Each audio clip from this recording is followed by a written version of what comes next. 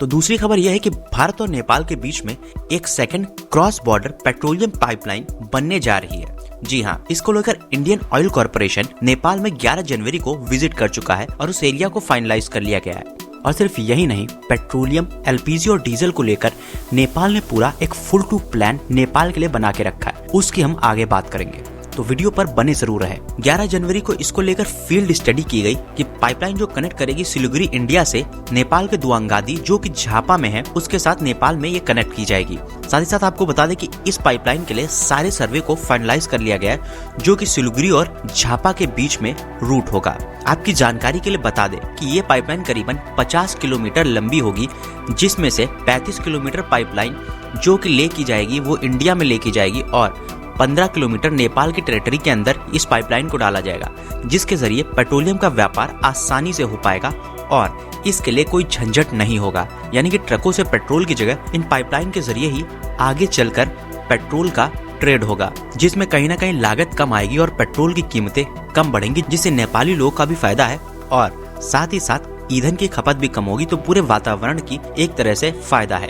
आपको बता दें कि नेपाल को इस पाइपलाइन का बनाने का मकसद 2034 तक की जो पेट्रोलियम की डिमांड है नेपाल में उसको फुलफिल करना है। साथ ही साथ नेपाल अपने पेट्रोलियम की कैपेसिटी को भी बिल्ड कर रहा है, यानी कि देश में ज्यादा फ्यूल को स्टोर करना। इससे देश की जरूरतों को कई महीनों तक पूरा किया जा सकता है। साथ ही साथ प्रोविंस 1 में एक नया ऑयल स्टोरेज प्लांट भी बनाया जाएगा, जिसकी कैपेसिटी होगी करीबन 40,000 किलोलीटर, जो कि करीबन स्टॉक करेगा 90 डे का फ्यूल। यानी कि अगर नेपाल के पास फ्यूल खत्म हो जाता है, करीबन 90 दिनों का पेट्रोलियम यहाँ पर स्टोरेज रखा जाएगा। साथ ही साथ नेपाल ऑयल कॉर्पोरेशन ने हायर किए हैं इंटरनेशनल कंसल्टेंट जो कि स्ट्रेटजी और स्ट्रक्चर बना रहे हैं, जिससे स्टोरेज किया जाएगा लिक्विड पेट्रोलियम गैस यानी कि एलपीजी का, जिसको हम कुकिंग गैस कहते हैं। क्योंकि नेपाल में पॉल्यूशन आए दिन बढ़ता जा रहा है, तो एलपीजी पर जोर देना सरकार की कहीं ना कहीं एक प्रायोरिटी बन चुकी है। इसीलिए एलपीजी स्टोरेज का भी एक अच्छा प्लान बनाया जा रहा है। आपको बता दें कि एलपीजी के लिए भी जो स्टोरेज प्लांट अब नया बनाया जा रहा है वो भी दुआगाड़ी झापा में बनाया जा रहा है, जो कि करीबन 4000 टन का होगा और इसके लिए करीबन 28 बीघे यानी कि 7 हेक्टेयर का जमीन ले लिया गया है और इसी पर ये सारी कंस्ट्रक्शन होंगी।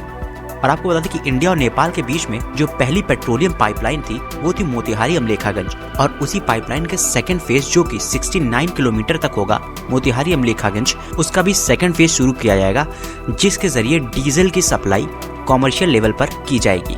तो कहीं ना कहीं एक पूरा प्लान बन रहा है डीजल, पेट्रोलियम, एलपीजी को लेकर नेपाल और इंडिया के बीच में, जिससे दोनों के बीच में इन बेसिक चीजों का आदान प्रदान ईजिली हो जाए।